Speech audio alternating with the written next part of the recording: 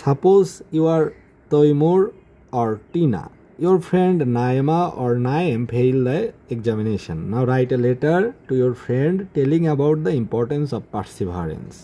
You can use the reference of the story of Robert Bruce. অর্থাৎ মনে করো তোমার নাম তৈমুর বা টিনা, তোমার বন্ধু রয়েছে নাইম বা নাইমা, সে পরীক্ষায় করেছে ফেল। এখন তাকে অধ্যবসায়ের গুরুত্ব নিয়ে একটি চিঠি লেখো এবং এই চিঠিতে তুমি রাজা রবার্ট ব্রুসের কথা উল্লেখ করতে পারো। তো চিঠির শুরুতেই আগে চিঠি যেখান থেকে লেখা হচ্ছে সে ঠিকানা দেওয়া হচ্ছে, সেটা হচ্ছে নতুন বাজার, ঢাকা। তারিখ হচ্ছে 1/1/2016 অর্থাৎ 1/1/2016। ডিয়ার নাইম, প্রিয় নাইম, I have just got your letter. আমি এইমাত্র তোমার চিঠি পেলাম। I am sad to know about your result. তোমার ফলাফল জেনে আমি খুব দুঃখ পেলাম। But I would like to say don't give up. কিন্তু আমি তোমাকে বলতে চাই আশা ছেড়ো না। You know there was a king named Robert Bruce in Scotland. তুমি জানো যে স্কটল্যান্ডে রবার্ট ব্রুস নামের একজন রাজা ছিলেন। হি ওয়াজ ডিফিটেড 6 times। তিনি 6 বার পরাজিত হয়েছিলেন। Being frustrated he took shelter in a cave. হতাশ হয়ে 6 বার যুদ্ধে হেরে গিয়ে তিনি একটি গুহায় আশ্রয় নিলেন। He saw a spider tried to make net. তিনি লক্ষ্য করলেন একটা মাকড়সা জাল বুনতে চেষ্টা করছে। The spider failed 6 times।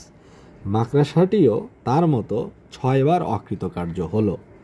It became successful at 7 times। কিন্তু সৌভাগ্যক্রমে 7বার চেষ্টা করে মাকড়সা তার কাজে উত্তীর্ণ হলো।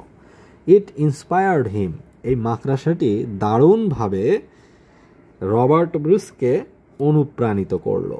হি also became successful at 7th time। এবং রাজা রবার্ট ব্রুসও 7মবারের মতো তার শত্রুদের সাথে যুদ্ধ করে বিজয়ী হলো। Dear friend, you have to remember failures are the pillars of success. যে প্রিয় বন্ধু, তুমি মনে রেখো যে ব্যর্থতা হচ্ছে সফলতারই স্তম্ভ। Read attentively. মনোযোগ সহকারে পড়ো। No more today. আজ আর তোমাকে লিখবো না। Convey my salam to your parents. তোমার বাবা মাকে আমার সালাম দিও। Your loving friend. ইতেই তোমার বন্ধু তৈমুর। ইতেই তোমার বন্ধু তৈমুর। অর্থাৎ বলা হচ্ছে এখানে যে মনে করো তোমার বন্ধু পরীক্ষায় ফেল করেছে, এখন অধ্যবসায়ের গুরুত্ব নিয়ে তাকে একটি চিঠি লিখতে পারো।